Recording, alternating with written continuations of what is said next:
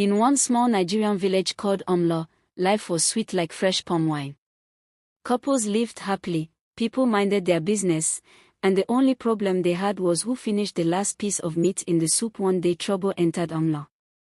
Before trouble entered Omlo village, Ngozi and Emeka were known as the couple everyone admired, and sometimes envied a little. Ngozi was a strong, sharp-mouthed, big-hearted woman. If you lied, she would catch you. If you borrowed money, she would remind you. If you needed help, she was the first to show up. She walked fast, talked fast, and loved her husband with full chest.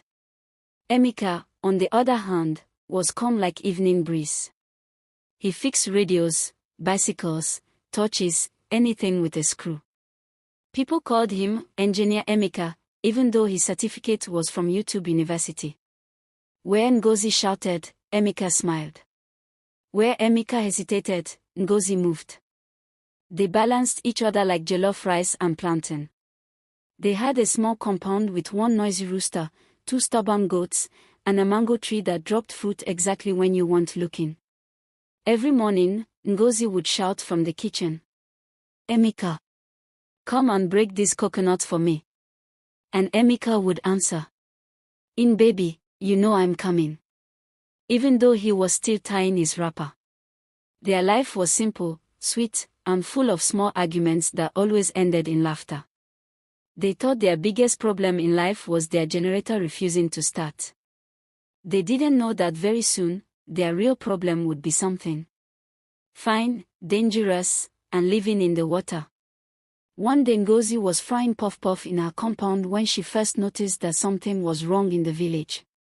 Normally, Omla was a peaceful place. Women gossiped at the well, men played draft under the mango tree, and children chased goats for no reason. But that morning, everybody's eyes were looking in one direction. Toward the new woman walking into the village. She looked like she came straight out of a music video. Skin shining like oil, hair flowing like river water, waist moving like she had no bones.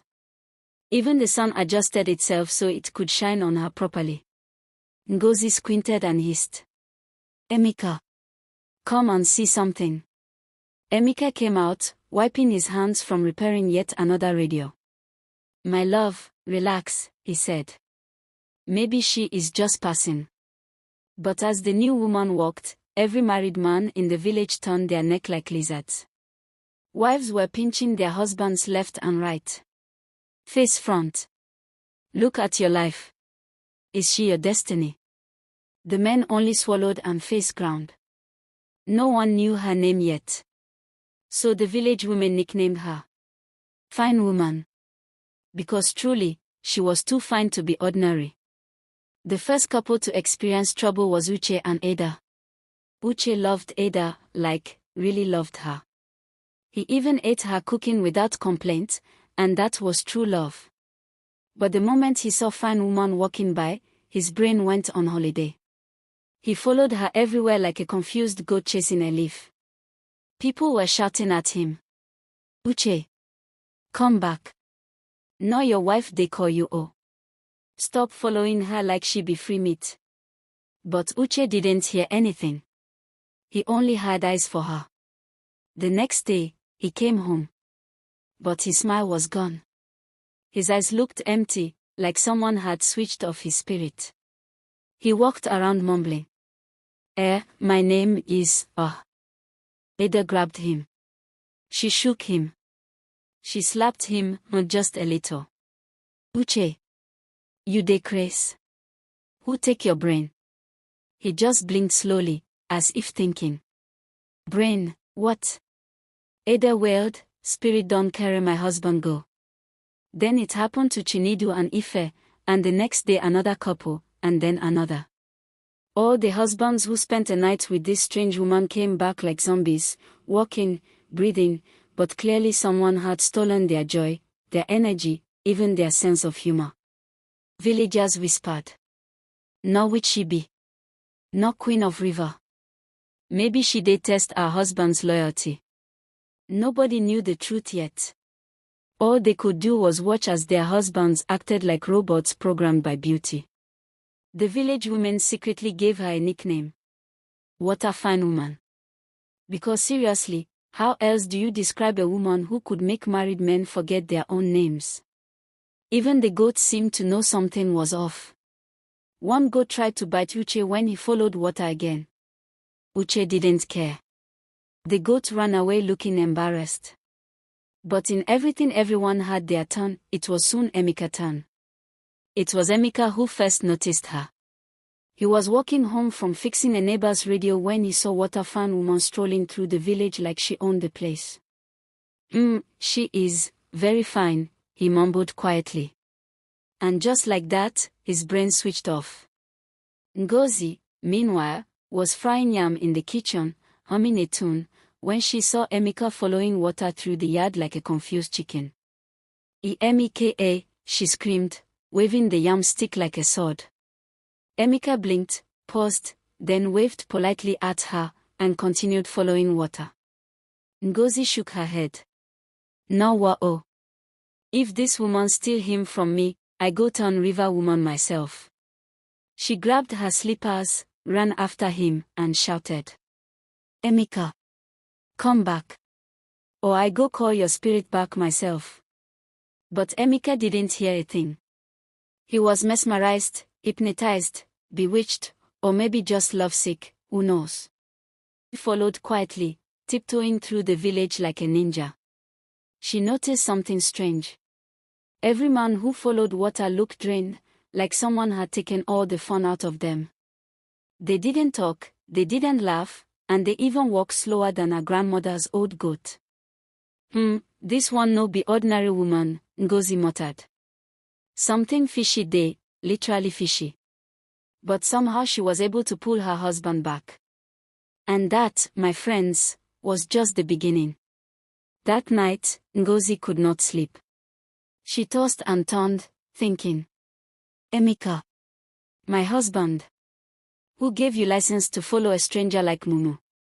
Finally, she grabbed her slippers, her torch, and a small bottle of palm oil, because, just in case she needed some magic backup, and tiptoed out of the house. The village was quiet. Crickets were chirping. Goats were snoring.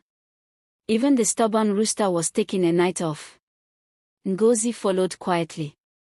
She could see Emeka walking behind water fine woman, his steps slow and dazed. Now what? She whispered. This woman really gets something fishy.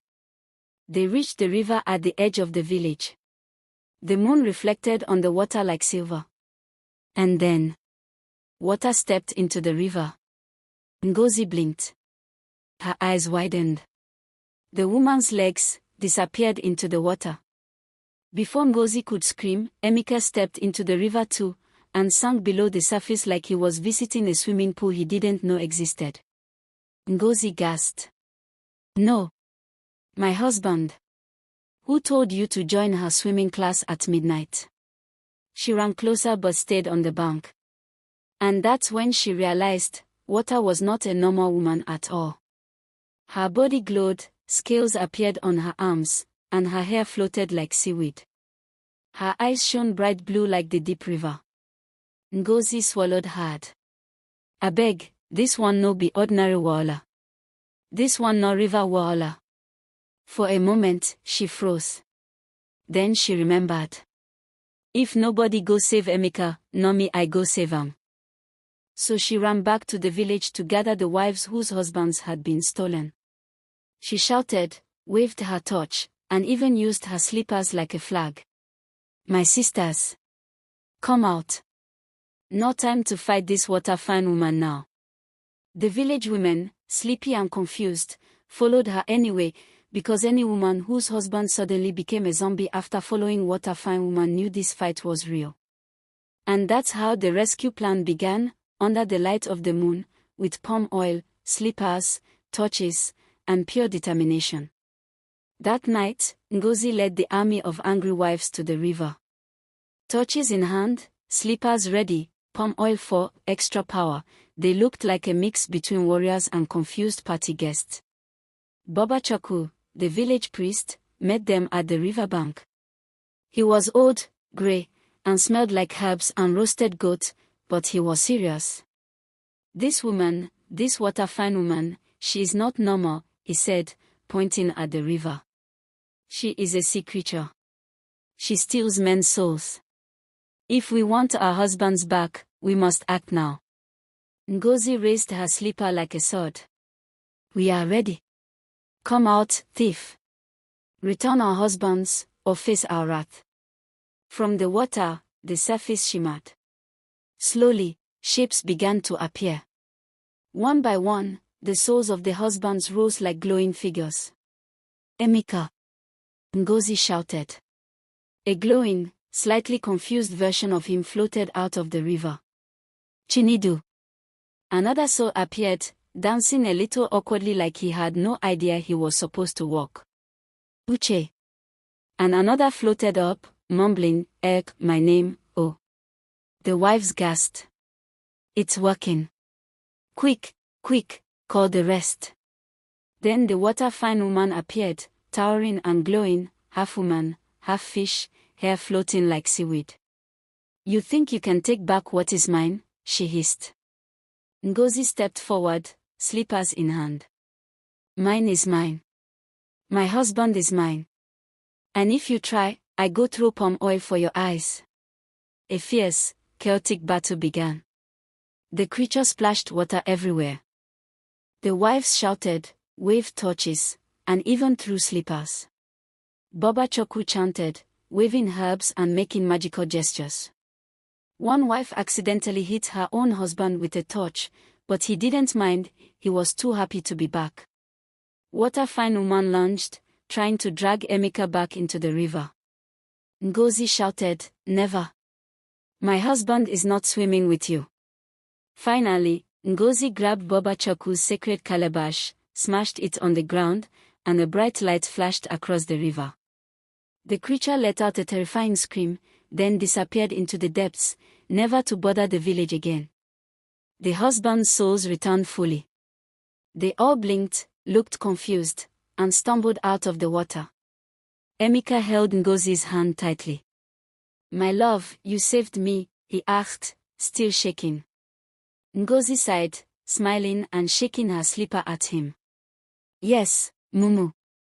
Next time, if you go follow fine woman, I no go come save you again. The village erupted in laughter. The husbands promised never to wander off again. And the wives?